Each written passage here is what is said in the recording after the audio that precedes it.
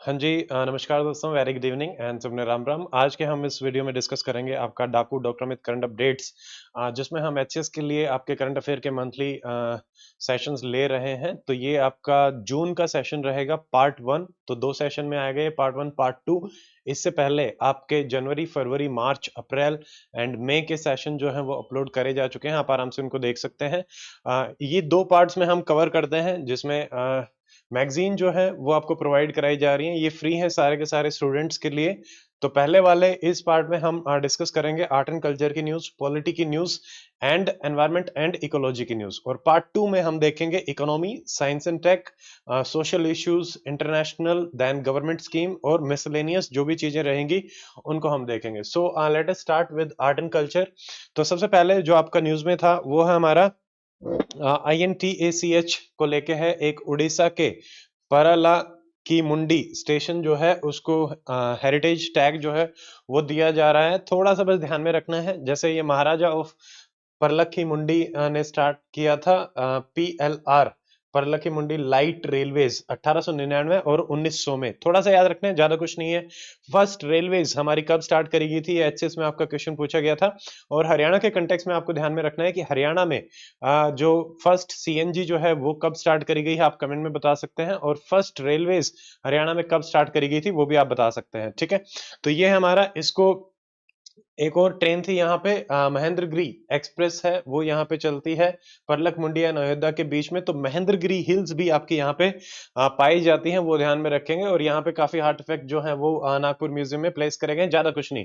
आपको ये ध्यान रखना है कि INTACH जिस हेरिटेज टैग के कंटेक्स में था, ये क्या है, ये not for profit charitable organization है, सोसाइटीज एक्ट में आपका रजिस्टर्ड है। और इसका मिशन है टू कंजर्व द हेरिटेज। 2007 में UN economical and social council ने इसको एक स्पेशल कंसल्टेटिव स्टेटस आपका दिया था, बस इतना थोड़ा सा आप ध्यान में रखेंगे, ठीक है। तो UN के कंटेक्स्ट में नॉट फॉर प्रॉफिट, कई बार कोई भी ऑर्गेनाइजेशन आपसे पूछी जाती है, क्या वो इंटर गवर्नमेंटल है, क्या वो NGO है, इस हिसाब से ही हमसे क्वेश्चन पूछे जाते हैं। उतना फेमस नहीं है बट फिर भी थोड़ा सा ध्यान रखेंगे, ठीक है।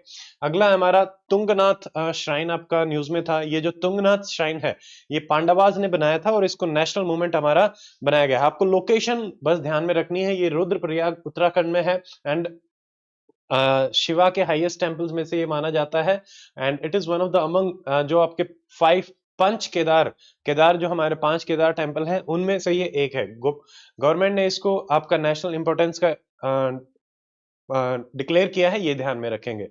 3690 मीटर पे ये लोकेटेड है, पांडवास के कंटेक्स में ये रहेगा, ये ध्यान रखना है, ठीक है।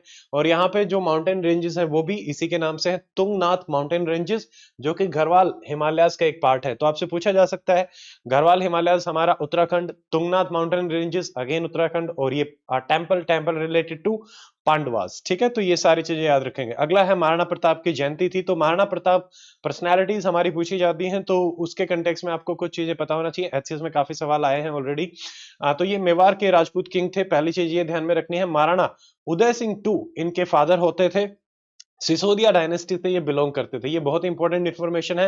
बैटल ऑफ हल्दी घाटी में इन्होंने मुगल्स के साथ लड़ाई करी थी। आपको बताना है कि बैटल ऑफ हल्दी घाटी हमारा कब हुआ, और महाराणा प्रताप ने मुगल के कौन से सूबेदार या मनसबदार जो थे उनसे फाइट करी थी, उनका नाम भी आपको बताना है कमेंट सेक्शन में। इनकी डेथ होती है एज ऑफ 56 जनवरी 1597। देखो जैसे प्रदीप सर ने भी आपको करवाया था, तो 80 चल दे, हाँ, तो वो हमारा एक ट्रिक थी याद करने की। आई थिंक 1680 में शिवाजी की डेथ होती है, 1597, तो 103 साल पहले आप ध्यान में रखेंगे कि ये हमारे महाराणा प्रताप का है। इनकी बर्थ जो है 9 मई 1540 के आसपास, आप सिर्फ ईयर याद रख लेना, 1540 में लगभग लगभग मानी जाती है। कुछ कुछ वेरिएशंस है बट वो हमें उतना नहीं ध्यान में रखना। इनका मेमोरियल स्टैचू है उदयपुर में, बस। चाम डांस हमारा न्यूज में था, ये एक रिचुअल डांस है तिब्बतियन मॉन्क्स का। चाम डांस ये ध्यान रखेंगे तिब्बतियन मॉन्क के कंटेक्स्ट में है, और बुद्धिज्म रिलीजन से ये जुड़ा हुआ है। सेकंड इंफॉर्मेशन ये आपको ध्यान में रखनी है। और इंडिया में कहां कहां परफॉर्म किया जाता है, डांसेस मैच द फॉलोइंग में आपसे पूछे जा सकते हैं। तो ये हमारा Ladakh, Dharamshala, Lahaul valley, Spiti valley, Sikkim, Bhutan, Tibet, Tibetan Buddhism के कंटेक्स्ट में ये इंपॉर्टेंट है। जैसे बुद्धिज्म के अलग अलग टाइप्स हमारे होते हैं, महायाना बुद्धिज्म, हिनयाना बुद्धिज्म, और एक और हम देखते हैं जैसे वज्रयाना बुद्धिज्म, ठीक है। 13 वंदन्स आपको पता होना चाहिए क्या है, वहां बुद्धिज्म बहुत ही ज्यादा इंपॉर्टेंट हमारे एग्जाम के लिए, सारी चीजें पता होना चाहिए, ठीक है। तो ये है, इसका जो ओरिजिन है वो उतना क्लियर नहीं है कि किसमें रहेगा बुक्स के कंटेक्स्ट में, बट तांत्रिक मिस्टिक आर्ट में इसको माना जाता है। जैसे वज्रयाना बुद्धिज्म हमारा तांत्रिक आर्ट में रहता है, वैसे ही इसको स्टार्ट किया गया था गुरु पद्म संभव ने 8वीं सेंचुरी में। ये आप ध्यान में रखेंगे मेजरली, जैसे ये किंग ऑफ तिब्बत के कंटेक्स्ट में है, और यहाँ पे इसका मेन फंक्शन था कि जो इविल स्पिरिट्स हैं उनसे कैसे छुटकारा पाया जा सकता है। ये तो ये act of cleaning evil spirits के कंटेक्स्ट में है चार्म डांस, और यहाँ पे वाइब्रेंट कलर में हेडगियर आपका पहना जाता है, और लड़ाई दिखाई जाती है डेटीज एंड डेमंस के बीच में, तो वो एक इसमें चीज रहेगी। मास्क्ड डांसर रहते हैं 49 डेज बर्दो, ये ट्रांजिशन पीरियड आपका माना जाता है जब डेथ और रीबर्थ होती है। तो one of the 6 form of existence है जो कि कार्मिक एग्जिस्टेंस पे आपका डिपेंड करता है, थोड़ा सा याद रखना है, ठीक है। लोकेशन हमने ऑलरेडी देख ली है, जम्मू एंड कश्मीर भी इसमें आप ऐड कर सकते हैं, दैट्स इट। फिर हमारा न्यूज में था शेंगोल। शेंगोल नई पार्लियामेंट के टाइम पे एक ट्रांसफर ऑफ पावर के कंटेक्स्ट में हमारा न्यूज में था, तो इंस्टॉल किया गया है न्यू पार्लियामेंट बिल्डिंग में। ये तमिल वर्ड शमई से आपका डिराइव किया गया है, और ये देख लीजिए इस टाइप का एक रहेगा शेंगोल, और गोल्डन उसका बना हुआ है।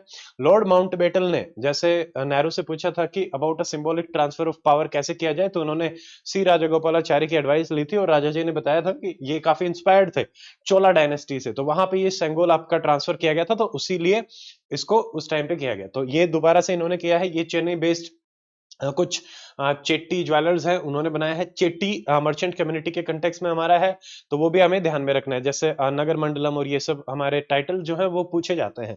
ये 5 फीट लंबा है, नंदी की फिगर इसमें है, डिवाइन बुल है, ये न्याय जस्टिस फेयरनेस को आपका रिप्रेजेंट करता है। नंदी का एक सिंबॉलिक रिप्रेजेंटेशन हमारा वेट से भी माना जाता है, वेट पेशेंस से भी माना जाता है कि वो शिव जी की वेट कर रहे हैं, ठीक है। जैसे आपसे इस टाइप के काफी सवाल यूपीएससी में और स्टेट पीसीएस में पूछे गए हैं जो सिंबल्स एसोसिएटेड रहते हैं, ठीक है।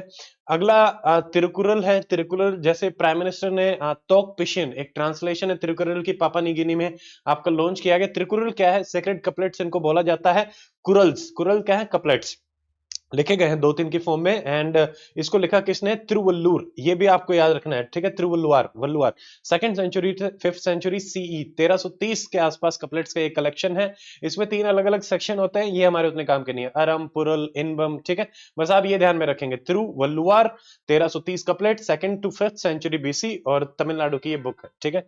बस ये ध्यान में रखेंगे। अगला हमारा सेकंड सब्जेक्ट जो है वो है पॉलिटी एंड गवर्नेंस का। इसमें एक बार देख लेते हैं। सबसे पहला आपका न्यूज में था फ्रीडम ऑफ रिलीजन को लेके कि सुप्रीम कोर्ट में एक चल रहा था, तमिलनाडु गवर्नमेंट ने कहा कि मतलब कॉन्स्टिट्यूशन जो है वो हमें फ्रीडम ऑफ रिलीजन स्प्रेड करने का भी अधिकार देती है, पीसफुली, और बिलीफ को चेंज करने का भी देती है, डेफिनेटली यस। देखिए तो यहाँ पे कौन सा आर्टिकल हमारा लिंक्ड है, स्टैटिक पोर्शन में आपसे मैच द फॉलोइंग में पूछा जा सकता है।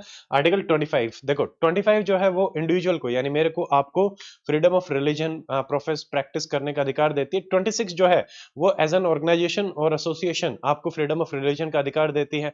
27 आपसे कहता है कि कोई भी टैक्सेस रिलीजन के कंटेक्स्ट में इंपोज हम नहीं कर सकते, और 28 क्या कहता है वो आप कमेंट सेक्शन में बता सकते हैं। तो ये सारे के सारे हमें पता होना चाहिए। तो यहाँ पे जो केस था, जैसे एनआईए सीबीआई इन्वेस्टिगेशन कर रही थी, एक 17 ईयर ओल्ड जो है वो क्रिश्चियनिटी में कन्वर्ट होते टाइम आई थिंक उनकी डेथ हो गई थी, तो वो पाए गए थे ऐसे, तो इस कंटेक्स्ट में ये था। अब सारे कॉन्स्टिट्यूशनल प्रोविजन जो है, जैसे आर्टिकल 25 आपको गारंटी करता है right to profess propagate religion, तो यहाँ से जो क्रिश्चियन मिशनरी वगैरह भी है वो इसी के अंदर प्रोपगेट करते हैं, बट यहाँ पे रीजनेबल रिस्ट्रिक्शन है। क्या है, पोमो, पोमो क्या है, POMO, POMO health, public order, POMO morality and health. तो ये चीजें आपका रिस्ट्रिक्शन रहेंगी 25 में भी 26 में भी, ये चीज आप ध्यान में रखेंगे। नेक्स्ट हमारा है कौन से पार्ट में पाया जाता है, पार्ट 3। तो हमारे जितने भी फंडामेंटल राइट हैं वो पार्ट 3 में पाया जाता है। पार्ट 4 में क्या है, पार्ट 4A में क्या है, 1 में क्या है, 2 में क्या है, सारी चीजें इंपॉर्टेंट है। मेरा आपसे सवाल है कि जो कॉन्स्टिट्यूशनल अमेंडमेंट है वो हमारा कौन से पार्ट में पाया जाता है, और इमरजेंसी हमारा कौन से पार्ट में पाया जाता है, ये आप बताएंगे, ठीक है। तो ये सारी चीजें इंपॉर्टेंट है। 42nd अमेंडमेंट से पहले हमारे कॉन्स्टिट्यूशन में सेकुलरिज्म जो वर्ड है वो ऐड नहीं था, बट 42nd में प्रियम्बल को अमेंड किया गया, और 3 वर्ड SIS, ठीक है, सोशलिस्ट, सेकुलर एंड इंटीग्रिटी आपके ऐड करे गए थे। तो ये चीज बस ध्यान में रख लेंगे, ठीक है। ये कुछ नहीं है कि भाई हमारा जो सेकुलरिज्म का कंसेप्ट है वो एक पॉजिटिव कंसेप्ट है। हम यहाँ पे जो स्टेट है वो इंटरफेयर भी कर सकता है, बट जो वेस्टर्न सेकुलरिज्म है वो एक नेगेटिव कंसेप्ट है। देयर इज नो मतलब एब्सोल्यूट कंप्लीट सेपरेशन यहाँ पे रहता है, तो वो चीज हमें ध्यान में रखनी है, ठीक है। ये हो जाएंगे। तो यहाँ पे इश्यूज हैं कि भाई एंटी कन्वर्जल लॉ में ये आपके मेंस के हिसाब से है, उतना हमें नहीं देखना। अगला आपका डाइवोर्स के कंटेक्स्ट में था। सुप्रीम कोर्ट ने कहा कि वो डाइवोर्स ग्रांट कर सकता है अंडर आर्टिकल 142। आपको पता होना चाहिए आर्टिकल 142 क्या है। कंप्लीट जस्टिस के लिए सुप्रीम कोर्ट को ये दिया हुआ है, आपके मैच द फॉलोइंग में आ सकता है। तो 142 कंप्लीट जस्टिस आप ध्यान में रखेंगे। तो यहाँ पे इन्होंने कहा है कि पार्टीज को म्यूचुअल कंसेंट में रेफर करने की आवश्यकता नहीं है। फैमिली कोर्ट को हम कंप्लीट जस्टिस में खुद भी ग्रांट कर सकते हैं। हिंदू मैरिज एक्ट जो हमारा है वो अलाउ करता है कि आप मैरिज को डिसोल्व कर सकते हैं अगर इर्रिट्रीवेबल ब्रेकग्राउंड आपको दिख रहा है और एक पार्टी चाहती है और दूसरी पार्टी नहीं भी चाहती है, तब भी मैरिज को हटाया जा सकता है। ये शिल्पा शैलेश वर्सेस वरुण श्रीनिवासन केस में हमारा आया था। यहाँ पे mainly article 13 sorry section 13B है हिंदू मैरिज एक्ट में, वो भी हमारा इसके लिए प्रोवाइड कराता है कि म्यूचुअल कंसेंट से कैसे हम इसको कर सकते हैं। तो यहाँ पे 6 महीने का टाइम दिया जाता है, फिर दोबारा से आप रह के देखें और देखें कि क्या इसको वर्केबल बनाया जा सकता है। अगर नो, तो आप डाइवोर्स के लिए फिर से अप्लाई कर सकते हैं। तो 6 मंथ्स का एक कूलिंग ऑफ पीरियड रहता है। 142 हमें पता होना चाहिए, कंप्लीट जस्टिस पता होना चाहिए, it is enforceable through out the territory of India पता होना चाहिए। ये 142 में सुप्रीम कोर्ट कई बार ऐसी जजमेंट दे देता है जो हमारे सेपरेशन ऑफ पावर के कंटेक्स्ट में भी कई बार आती हैं, तो आर्टिकल 50 को भी वायलेट करती हैं। तो आर्टिकल 50 जो है वो हमारा बेसिक स्ट्रक्चर ऑफ कॉन्स्टिट्यूशन के कंटेक्स्ट में भी रहता है, तो ये चीज ध्यान में रखेंगे, ठीक है। यहाँ पे स्वीपिंग पावर है सुप्रीम कोर्ट के पास कि भाई कुछ भी कर सकते हैं, और ये तभी दिया जाता है जैसे डाइवोर्स के कंटेक्स्ट में अगर टोटली अनवर्केबल हो, इमोशनली डेड हो चुके हो, बियॉन्ड साल्वेशन हो, तो आप डेफिनेटली प्रोवाइड करा सकते हैं। ग्राउंड अलग अलग है, इनमें हमें नहीं देखना। अगला हमारे न्यूज में था सेडिशन लॉ। आपको पता होना चाहिए सेडिशन जो है आईपीसी में मेंशन है 124A में। हमने एक छोटी सी शॉर्ट बनाई थी जिसमें हमने बताया था कि पहले कौन थे जो आपके सेडिशन में आए थे, तो आपको बताना है कि उनका नाम क्या है। तो ये आपके लिए क्वेश्चन रहेगा, जिनको सबसे पहले सेडिशन में पकड़ा गया था, ठीक है। तो यहाँ पे जो पिटिशनर का जो केस था वो भी यही था कि जैसे जो लॉ है वो 1898 का है, काफी पुराना है, मिसयूज भी किया जा रहा है। अगर हम थोड़ी सी हिस्ट्री देखें, 17th सेंचुरी इंग्लैंड से ये चला आ रहा है। पहली बार जब ड्राफ्ट किया गया तो थॉमस मैकुले 1837 में ड्राफ्ट किया गया था, ये चीज आपको ध्यान में रखनी है। फिर आईपीसी में 1870 में इंसर्ट किया गया था। आईपीसी वैसे आपका 1860 से आ गया, बट 124A A4 अमेंडमेंट के कंटेक्स्ट में ज्यादा रहता है, तो सर जेम्स स्टीफन ने इसको इंसर्ट किया था। ये इंफॉर्मेशन आप याद रखेंगे। इसमें कोई भी ऑफेंस जो है वो मतलब थ्रू स्पेशल एक्ट ये नहीं देखना।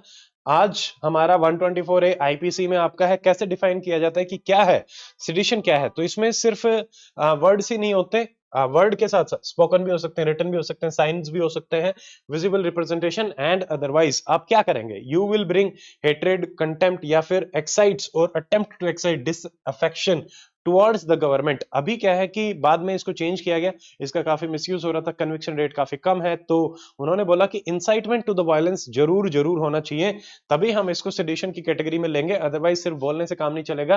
केदारनाथ केस में इसकी कॉन्स्टिट्यूशनैलिटी को भी अपहेल्ड किया गया था, ये चीज आप ध्यान में रखेंगे, ठीक है। जैसे प्रधानमंत्री इंदिरा गांधी के असैसिनेशन में जैसे दो लोग ये स्लोगन वगैरह कर रहे थे, तो उसको भी सेडिशन में डाला गया, बट सुप्रीम कोर्ट ने कहा कि इससे सिर्फ सेडिशन नहीं होगा, आपको इंसाइटमेंट ऑफ वायलेंस एक बेसिक इसमें रहेगा, तो ये ध्यान रखना है। अगला मॉडल कोड ऑफ कंडक्ट को लेके हमारा न्यूज में है। हमें पता होना चाहिए कि मॉडल कोड ऑफ कंडक्ट हमारा कौन लगाता है, किस लिए लगाता है। इलेक्शन कमीशन आपका लगाता है। जैसे अभी कर्नाटका लेजिस्लेटिव असेंबली को लेके उस टाइम पे ये न्यूज में था। तो अब ये पावर जो है ईसीआई, इसमें बेसिकली क्या करता है, गाइडलाइंस इशू करता है पार्टीज को किस तरीके से बिहेव करना है, ताकि अन रेगुलेटेड सा एनवायरनमेंट ना बने और फ्री एंड फेयर इलेक्शन हो सके। आर्टिकल 324 ये ध्यान रखेंगे, इलेक्शन कमीशन को पावर प्रोवाइड कराता है to supervise and conduct free and fair election, ये ध्यान रखना है। इसमें बहुत सारी चीजें जैसे आती हैं कि भाई आप ऐसा कोई काम नहीं करेंगे जहां पे डिफरेंसेस हमारे दो कम्युनिटीज के बीच में, cast community, religion community, linguistic, आपके इंक्रीज हो या फिर टेंशन हमारी इंक्रीज हो, ठीक है। क्रिटिसिज्म भी जो है पॉलिसीज का, प्रोग्राम्स का, वो पास्ट वर्क और रिकॉर्ड के कंटेक्स्ट में ही होना चाहिए। पर्सनल रिमार्क्स आप नहीं लगा सकते, ठीक है। बाकी कई बार इनका वायलेशन होता है तो इशू भी करे जाते हैं ऑर्डर्स इलेक्शन कमीशन के द्वारा। और आप यहाँ पे स्ट्रिक्टली प्रोहिबिटेड है कि कम्युनल लाइंस पे, कम्युनिटी लाइंस पे आप नहीं ले सकते वोट्स, ये आप ध्यान में रखेंगे। इलेक्शन प्रोपेगेंडा नहीं चला सकते। करप्ट प्रैक्टिसेस जैसे कि ब्राइब करना, इंटिमिडेट करना, इंपर्सोनेशन करना, किसी की जगह कोई दूसरा वोट देने जा रहा है, तो ये भी कंप्लीटली हमारा बैंड है। कोई भी पॉलिटिकल पार्टी को अलाउ नहीं है कि वो इंडिविजुअल की लैंड को, बिल्डिंग को विदाउट द परमिशन ऑफ उसको यूज कर सके फ्लैग्स के लिए और स्लोगन्स वगैरह लिखने के लिए, ठीक है। और ऑल्सो जब भी कोई वो मीटिंग वगैरह ऑर्गेनाइज कराते हैं तो उन्हें लोकल पुलिस से आपका यहाँ पे वो भी लेना पड़ता है, परमिशन भी लेनी पड़ती है। तो ये चीज ध्यान रखनी है, ठीक है। तो these are very very important things. तो मॉडल कोड ऑफ कंडक्ट में क्या क्या आएगा ये आप जरूर ध्यान में रखेंगे। 324 जो है वो ध्यान में रखेंगे, ठीक है। वोटर्स के अलावा भी इलेक्शन ईसीआई कहता है कि कोई भी पोलिंग बूथ में आपका एंटर नहीं कर सकता। फिर हमारे न्यूज में था आर्टिकल 355। देखो 352, 356, 360 हमें पता होना चाहिए। Emergency provisions part 18 of the constitution, 18 लोगों को इमरजेंसी में डाला गया, ये इसकी छोटी सी ट्रिक है याद करने की, 18, ठीक है। यहाँ पे देखो 355 में क्या कहा गया है कि 355 के थ्रू सेंटर की एक रेस्पॉन्सिबिलिटी होती है कि वो स्टेट्स को प्रोटेक्ट करे। अब मणिपुर में कुछ ऐसी सिचुएशन आ गई थी, तो 355 के थ्रू 356 को आपका इवोक करने की बातें चल रही थी कि वहां पे अनरेस्ट और वायलेंस काफी देखने को मिल रहा था। इम्फाल एंड चुरनचंदपुर रोड पे देखो 300, अब हमें पता होना चाहिए 355 क्या कह रहा है। ये इमरजेंसी का प्रोविजन है, पार्ट 18 में है, 60 तक रहेगा। अब देखो 355 में असिस्टेंस जो जितने टाइम तक दी जाएगी सेंटर के द्वारा, क्या ये डिफाइंड है कि कितने टाइम तक रहेगी? नहीं, संविधान में ऐसा कुछ स्पेसिफाई नहीं है। ड्यूरेशन स्पेसिफाइड नहीं है। क्या इसका जुडिशियल रिव्यू हो सकता है? यस, ये चीज याद रखनी है। Judicial review most of the things का डेफिनेटली हो सकता है, ये ध्यान रखेंगे, ठीक है। उसके बाद जो रीजन ऑफ इम्पोजिशन है, तो यहाँ पे स्टूडेंट अनरेस्ट वगैरह हमारा चल रहा था। मैथी कम्युनिटीज को वो डिमांड कर रहे थे कि हमें ट्राइबल लिस्ट में इंक्लूड किया जा सके। Next, this is very very important, right to walk. पहली बार किसी स्टेट ने, पंजाब ने राइट टू वॉक दिया है।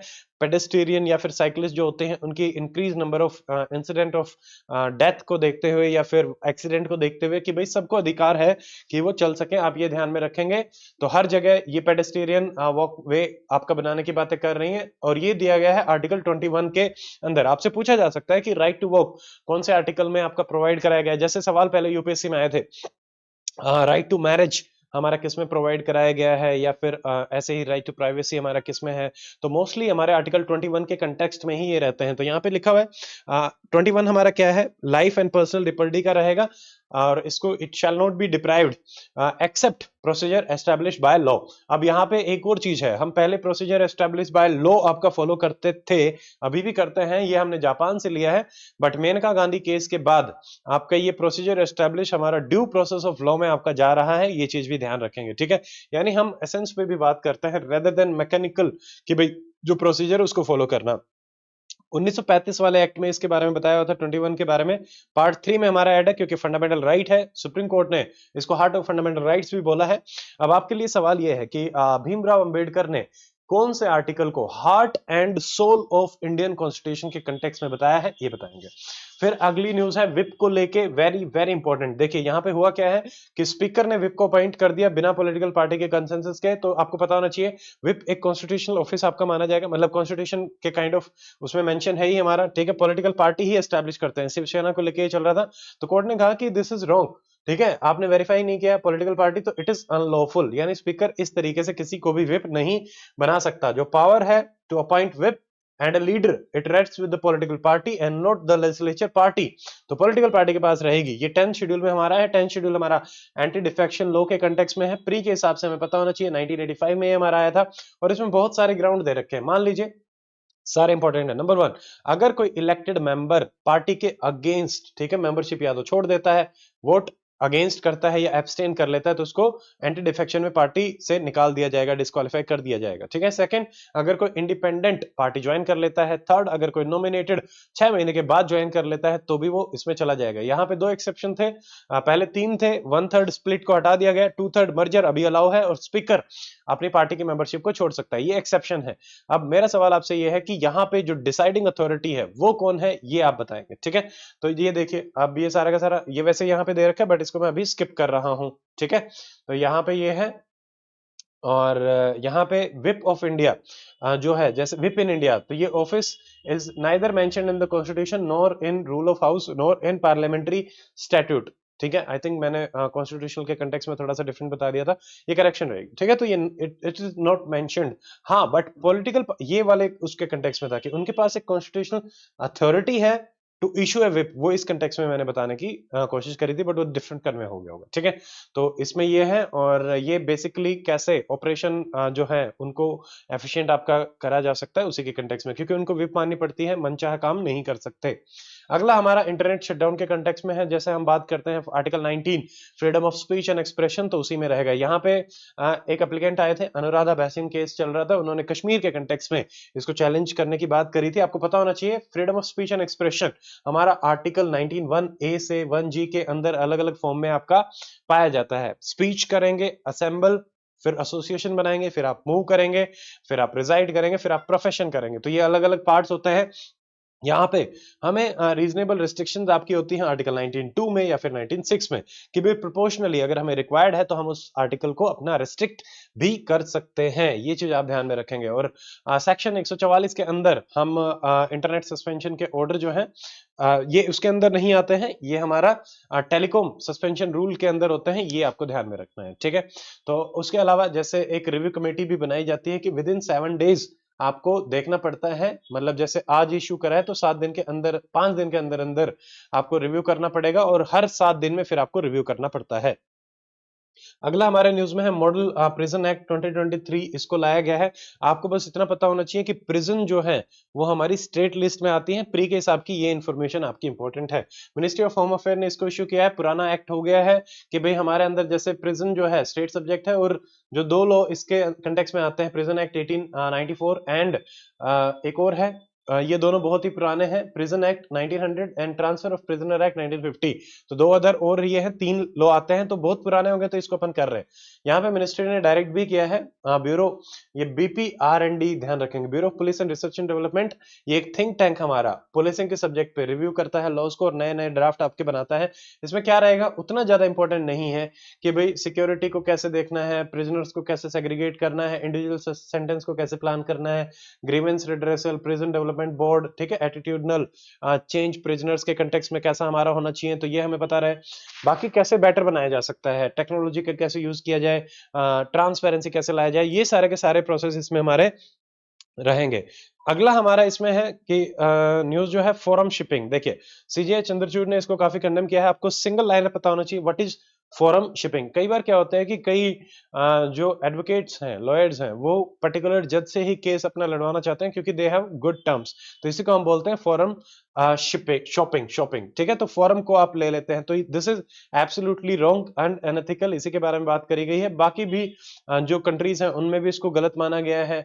चेतक कंस्ट्रक्शन लिमिटेड केस में भी सुप्रीम कोर्ट ने कहा था कि litigant can not be permitted the choice of the forum and that every attempt at forum shopping must be crushed with a heavy hand, ठीक है। ऐसा ही सुप्रीम कोर्ट का भी यही व्यू था एक और केस में कि it is disreputable practice by the court and इसका कोई सैंक्शन नहीं है एंड लॉ में कुछ भी नहीं माना जाएगा, तो ये चीज ध्यान रखेंगे। इसी में एक और चीज आती है बेंच हंटिंग।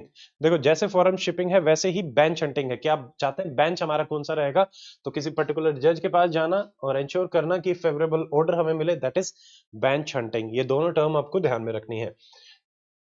नेक्स्ट हमारा सब्जेक्ट है जून का, that is environment and ecology. देखो इसमें क्या है, international climate action in civil aviation में बात करी गई है। तो यहाँ पे पहला हमारा ये आ रहा है, इंडिया इसको ज्वाइन करना चाहता है सिविल एविएशन फोरम को, तो इन्होंने कहा कि हम पार्टिसिपेट करेंगे ICAO में। आपको इसका हेडक्वार्टर पता होना चाहिए, ठीक है, ये आप कमेंट सेक्शन में बताएंगे। हिंट क्या है, सी से उस कंट्री का नाम आपका स्टार्ट होगा, तो ये आप बताएंगे, ठीक है। यहाँ पे इन्होंने कहा कि हम carbon offsetting and reduction scheme for international aviation, इसको कोर्सिया बोलते हैं, CORSIA related to international aviation में कार्बन को रिड्यूस करना, ये भी आपको पता होना चाहिए, सिंगल लाइनर, ठीक है। यहाँ पे पार्लियामेंट्री कंसल्टेटिव कमेटी की मीटिंग हुई नई दिल्ली में, उसके बाद डिसाइड किया गया। इन्होंने कहा है कि 2% एनुअल फ्यूल एफिशिएंसी हम बढ़ाएंगे और 2050 तक एविएशन में कार्बन न्यूट्रल हम होने की कोशिश करेंगे, ठीक है। इंडिया ने वैसे ओवरऑल कमिट किया है COP26 में कि 2070 तक हम नेट जीरो आपका हो जाएंगे UNFCCC में, ये भी ध्यान में रखेंगे। कोर्सिया है क्या, ये एक मार्केट बेस्ड मेजर है, सब अपने हिसाब से इसको इंश्योर कर रहे हैं कि हम जीरो एमिशन पे कैसे पहुंच सकते हैं, ठीक है। It is applicable only to the flight जो कि एक पर्टिकुलर कंट्री से ओरिजिन होती है, दूसरी फ्लाइट पे एप्लीकेबल नहीं होगा। इंडिया अगर कर रहा है तो इंडिया की फ्लाइट्स पे ही एप्लीकेबल रहेगा। It does not apply to domestic aviation, ये ध्यान रखेंगे। उतना ज्यादा डिटेल में तो याद करने की आवश्यकता आपको है नहीं, ठीक है।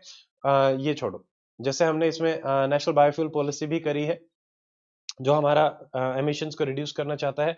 अगला एक था who is tipping the scale, ये एक रिपोर्ट रिलीज करी गई है international panel of expert on sustainable food system, ठीक है। बस थोड़ा सा कि यूएन फूड सिस्टम समिट 2021 में पब्लिक हेल्थ गवर्नेंस में फूड को लेके एक बात करी गई थी, नॉट मच इंपॉर्टेंट।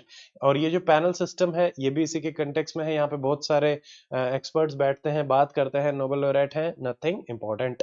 अगला देखो क्लाइमेट फाइनेंस प्रोग्राम, ये रिसेंटली एडीबी ने अनाउंस किया है। अब आपको एडीबी के बारे में पता होना चाहिए, एक इनोवेटिव फैसिलिटी है फॉर क्लाइमेट, बेसिकली एशिया और पैसिफिक में फोकस करना चाहते हैं। तो हमारे लिए क्या है, एडीबी जो है इसने ही इसको अनाउंस किया है, ग्रीन हाउस गैस को रिड्यूस करना चाहते हैं, क्लाइमेट को फाइनेंस करना चाहते हैं, ठीक है।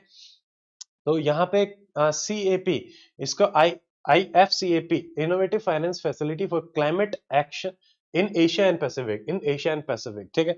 तो एडीबी कह रहा है कि 100 बिलियन हम इसमें करेंगे 2019 से लेके 30 तक। इसमें Denmark, Japan, south Korea, Sweden, UK, US आपके सब हैं जो दे विल गारंटी कि कुछ लोन इनका दिया जाएगा इनके थ्रू, ठीक है। क्योंकि एशिया जो है one of the most vulnerable place आपका माना जा रहा है क्लाइमेट चेंज के कंटेक्स्ट में, एंड मोर देन 40% जो हमारे क्लाइमेट रिलेटेड डिजास्टर हैं वो इसी सेंचुरी में हमारे हुए हैं।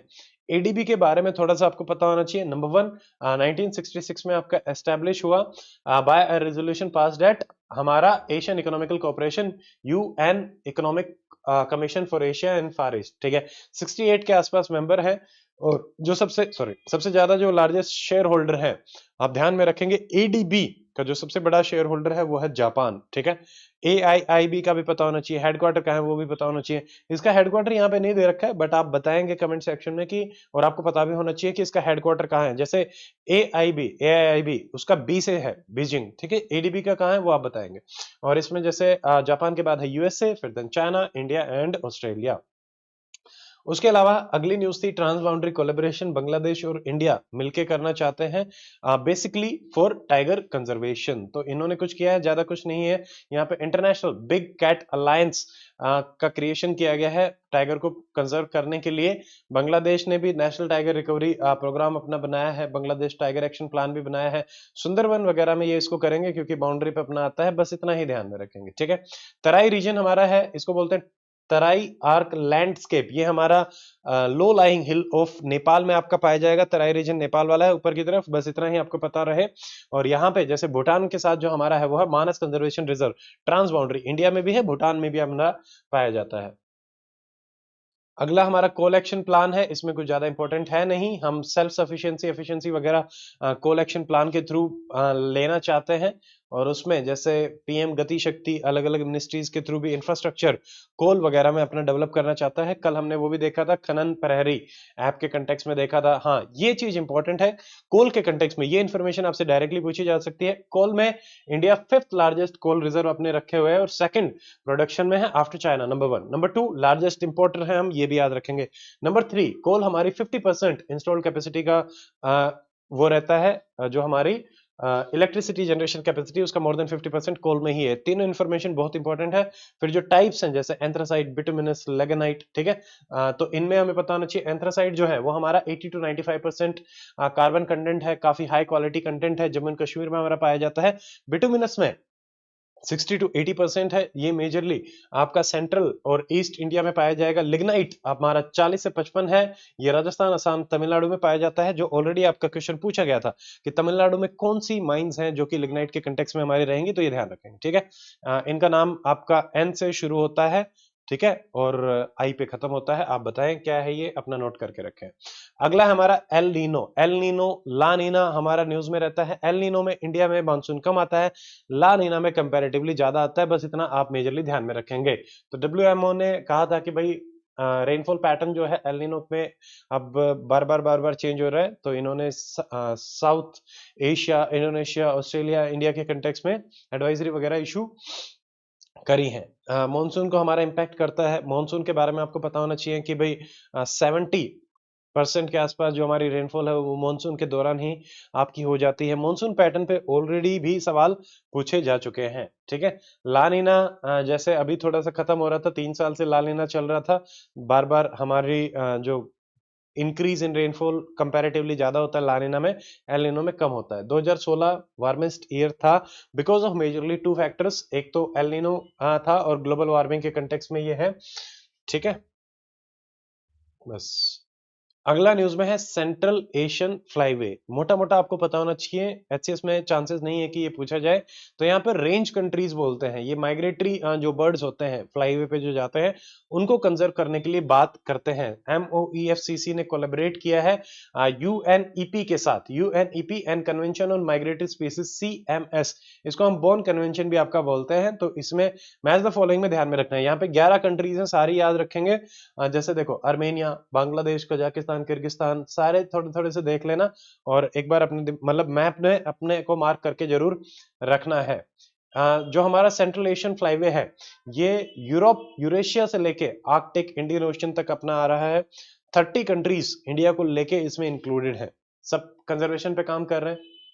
फिर हमारा गोवा में फॉरेस्ट फायर थे, प्री के हिसाब से उतना इंपॉर्टेंट दो तीन ही इंफॉर्मेशन है। पहला, जैसे यहाँ पे प्रोलॉन्ग ड्राई स्पेल हो रहे थे, ह्यूमिडिटी थी, ड्राई डेसिडुअस फॉरेस्ट है, इसलिए रगड़ होके आग इसमें लग जाती है।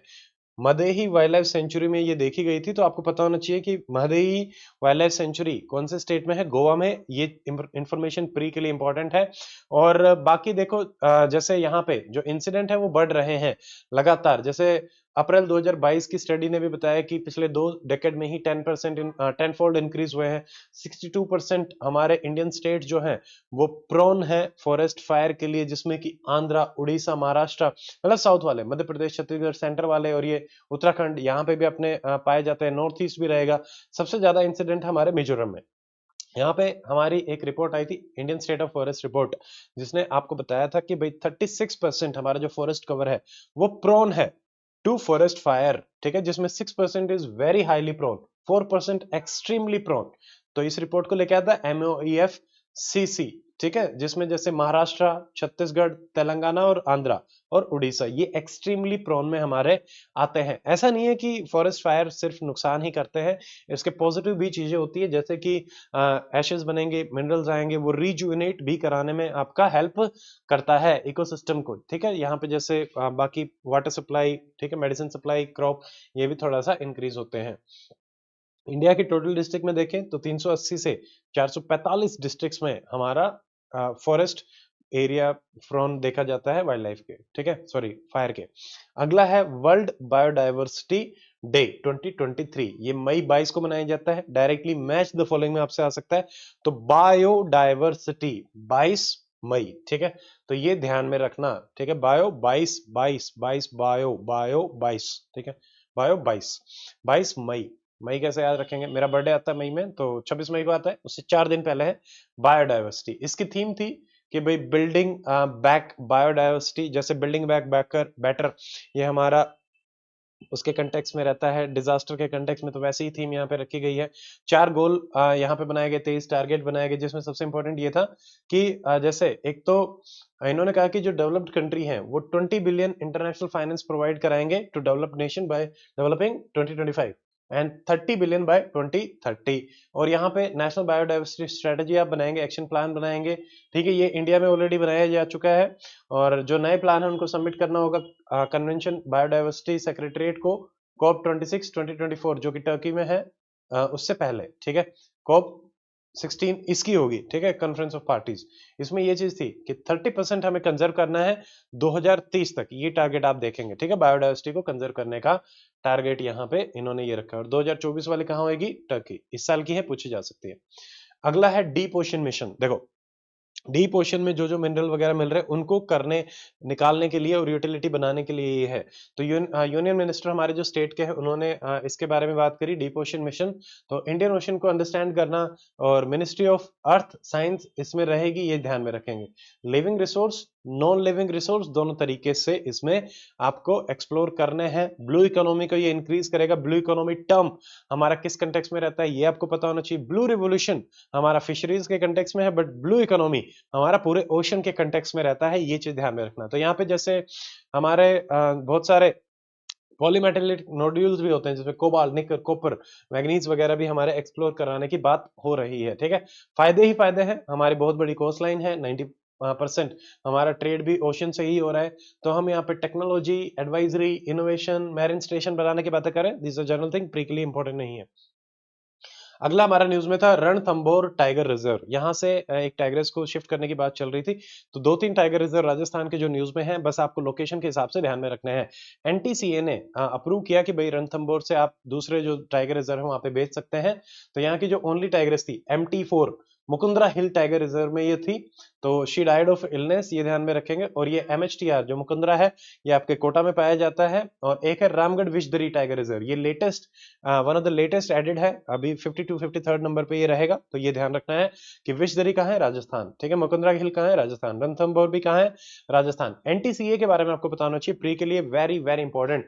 ये हमारा वाइल्ड लाइफ एक्ट में बना है 2006 में। स्टेटरी बॉडी है, किसके अंडर है, MOEFCC के अंडर है। ऑब्जेक्टिव वगैरह सब कुछ यही है कि भाई टाइगर्स को, प्रोजेक्ट टाइगर को लेके आएंगे, अकाउंटेबिलिटी रखनी सेंटर स्टेट की, ओवरसाइट किसकी रहेगी, पार्लियामेंट की। अगला रणथंभौर के बारे में देखें तो रणथंभौर हमारा राजस्थान में है। अरावली और विंध्यास के बीच में ये पाया जाता है। यहाँ की फ्लैगशिप स्पीशीज है पैंथेरा टाइग्रिस टाइग्रिस, जो कि इंडियन या फिर बंगाल टाइगर के नाम से जिसको हम जानते हैं। तो ये भी ध्यान में रखेंगे। नेक्स्ट रिवर चंबल यहाँ पे है। रणथंभौर फोर्ट है जो कि वर्ल्ड हेरिटेज साइट में है विद इन दिस। और यहाँ पे ड्राई डेसिडस फॉरेस्ट हमारे पाए जाते हैं, वेरी वेरी इंपॉर्टेंट। ठीक है, अगला हमारा है ग्रिड। ग्रिड क्या है, global report on internal displacement. बस आपको ये ध्यान में रखना है, इंटरनल डिस्प्लेसमेंट के बारे में नॉर्वेन किसी कंपनी ने बताया। तो by the नॉर्वेन refugee council internal displacement monitoring centre ने इसको रिलीज किया है। बस बाकी इंफॉर्मेशन थोड़ी थोड़ी सी, बस ये इतना कि 71 मिलियन 2022 तक हमारे इसमें इंटरनली डिस्प्लेस हो चुके होंगे। ठीक है, पिछले से देखें तो 20% हमारा इंक्रीज हुआ है प्रीवियस ईयर से। मेन रीजन यूक्रेन जो कॉन्फ्लिक्ट है वो रहा है। इंडिया में फोर्थ लार्जेस्ट डिजास्टर डिस्प्लेसमेंट देखने को मिली है। चाइना भी थर्ड पे रैंक कर रहा है। नाइजीरिया फिफ्थ पे रैंक कर रहा है। ठीक है, ये है। पाकिस्तान में सबसे हाईएस्ट है, ये ध्यान रखेंगे। फिर फिलीपीन में है, पाकिस्तान, फिलीपीन, चाइना। ठीक है, तो ये इतना रहेगा। अगला हमारा है वाइल्ड लाइफ प्रोटेक्शन एक्ट 1972। इसमें कुछ चेंजेस हो रहे थे, प्री के हिसाब का उतना कुछ मुझे इसमें मिला नहीं। आई वांटेड टू सी। हाँ, ठीक है, तो इसको अपन बस वैसे ही देखेंगे। वाइल्ड लाइफ प्रोटेक्शन ये प्री के लिए इंपॉर्टेंट है कि ये हमारा आर्टिकल 21 में भी आता है, यानी फंडामेंटल राइट में भी आता है हमारा। आर्टिकल 48A में भी रहेगा, DPSP में, जिसमें आपको भाई सेफ गार्ड करना है फॉरेस्ट एंड वाइल्ड लाइफ को, यानी DPSP में भी है। और 51A में भी है, जहां पे फंडामेंटल ड्यूटी भी हमारी है। एक और ऐसी चीज है जो हमारे तीनों चीजों में पाई जाती है, क्या वो आप बता सकते हैं कमेंट सेक्शन में कि ऐसी और कौन सी चीज है। अगली न्यूज, वर्ल्ड का ओल्डेस्ट होमोसैपियन फुटप्रिंट हमारा साउथ एशिया में केप टाउन में पाया गया है। बस इतना से ध्यान में रखेंगे। ठीक है, और कुछ इसमें ज्यादा है नहीं, मैंने मार्क करा था बट कुछ ज्यादा लगा नहीं, बट वैसे ही है। ठीक है, तो ये भी कुछ इतना इंपॉर्टेंट नहीं है। फिर अगला था रॉक वेदरिंग के कंटेक्स में, कि रॉक वेदरिंग एनहांस करने से आर्टिफिशियली हम क्लाइमेट चेंज को भी थोड़ा सा कंट्रोल कर पा रहे हैं। तो यहाँ पे इसीलिए इसको करने की बातें कर रहे हैं। ये चीज थोड़ा सा ध्यान में रखना, कई बार लगता है उल्टा हो सकता है। ठीक है, तो इससे बेसिकली जो नेचुरल रॉक वेदरिंग है वो आपका एक्सेलरेट हो जाएगी। फाइन पाउडर हमारा ज्यादा बन जाएगा, तो वो ज्यादा लंबे ग्राउंड पे अपना स्प्रेड हो पाएगा। ठीक है, तो कार्बन कैप्चर में ये हेल्प करेगा। फिर कार्बन कैप्चर में हेल्प करने से क्लाइमेट चेंज में भी हेल्प करेगा। ठीक है, तो यहां से जैसे जो एसिड फॉल है नेचुरल प्रोसेस का, माउंटेन, फॉरेस्ट, ग्रासलैंड का, उसको भी कंट्रोल करने में करेगा। ठीक है, तो इसलिए है वेदरिंग प्रोसेस हमारा बढ़ ही रहा है। ये कार्बन डाइऑक्साइड स्टोरेज में भी हेल्प करेगा। क्रॉप ईल्ड भी इंप्रूव करेगा। न्यूट्रिएंट जैसे कि फास्फोरस, पोटेशियम ज्यादा बढ़ेंगे तो क्रॉप ईल्ड भी वेदरिंग से बढ़ने में मिलेगी। फर्टिलिटी बढ़ जाएगी, न्यूट्रिएंट की अवेलेबिलिटी बढ़ जाएगी। ठीक है, फर्टिलाइजर्स पे जो हमारी डिपेंडेंस है वो भी बढ़ जाएगी। ओशियन एसिडिफिकेशन भी कंपैरेटिवली कम हमें देखने को मिलेगा। तो ये है। अगली एक थी, वर्ल्ड बैंक की रिपोर्ट थी कि सिटीज को ग्रीन वगैरह बनाना है। ज्यादा कुछ इसमें प्री के हिसाब का है नहीं। ठीक है, पढ़ लिया था कि भाई सिटीज में भी हमारा फ्लड, हीट स्ट्रेस और ये सब आ रहा है, तो हम इसको कंट्रोल में थोड़ा सा करना चाहते हैं। इसमें जैसे अर्बन पॉपुलेशन हम एक्सपेक्ट कर रहे हैं कि 2050 तक वर्ल्ड वाइड 2.5 बिलियन के आसपास रहेगी, तो इसलिए इंपॉर्टेंट हो जाता है अफ्रीका वगैरह, और वो थोड़ा सा कंपैरिजन दे रखा है कि अमेरिका में पर कैपिटा ज्यादा है एमिशन, जबकि अफ्रीका में पर कैपिटा कम है। Not much important. फिर एक पीपल बायोडाइवर्सिटी रजिस्टर के बारे में है कि हर विलेज में एक वेरिफिकेशन कैंपेन लॉन्च किया गया है गोवा में, जो यहाँ पे हमारी बायोडाइवर्सिटी मैनेजमेंट अथॉरिटी रहती है उसी के कंटेक्स में ये रहेगा। ठीक है, तो कैसे जो भी हमारी बायोडाइवर्सिटी है उसको डॉक्यूमेंट करना, प्रिजर्व करना, उस पे ही फोकस ये करवा रहे हैं। तो एक कॉम्प्रिहेंसिव रिकॉर्ड रहेगा, जितनी भी बायोडाइवर्सिटी है, एनिमल, प्लांट, माइक्रो ऑर्गेनिज्म, वो सारी इसमें रहेंगी। और ये आपका बायोडाइवर्सिटी एक्ट 2002 में ये यूपीएससी में पूछा गया। यहाँ पे हमने नेशनल बायोडाइवर्सिटी अथॉरिटी बना रखी है, स्टेट में बायोडाइवर्सिटी बोर्ड है, और नीचे हमारा लोकल लेवल पे आपका क्या रहता है, बीएमसी, बायोडाइवर्सिटी मैनेजमेंट कमेटी। ये लोकल लेवल पे कैसे कंजर्वेशन सस्टेनेबल डेवलपमेंट आपकी हो सकती है। 2,67,000 के आसपास, लगभग 2.5 लाख हमारे पास बीएमसीज हैं जो इस चीज में हेल्प कर रही हैं अलग अलग स्टेट में, ये ध्यान रखेंगे। ठीक है, ये बायोडाइवर्सिटी एक्ट में है। इसी में अगला, जैसे मिशन लाइफ भी बार बार हमारा न्यूज में रहता है, मोदी जी ने कहा था लाइफ क्या है, lifestyle for environment, individual level पे क्या क्या चेंजेस करके हम एनवायरनमेंट को कंजर्व कर सकते हैं, दैट इज मिशन लाइफ। ठीक है, यूज एंड डिस्पोज इकोनॉमी को हम सर्कुलर इकोनॉमी में लेके आना चाहते हैं। माइंडलेस जो कंजम्पशन है, वेस्टफुल जो कंजम्पशन है, उसको हम कंट्रोल करना चाहते हैं। यही हमारा life, life is related to lifestyle. ठीक है, इसके पार्ट 2 में हम देखेंगे आपका इकोनॉमी, तो इसको आप आराम से करें और अगले पार्ट में मिलते हैं। Till then stay with stay healthy, goodbye, जय हिंद।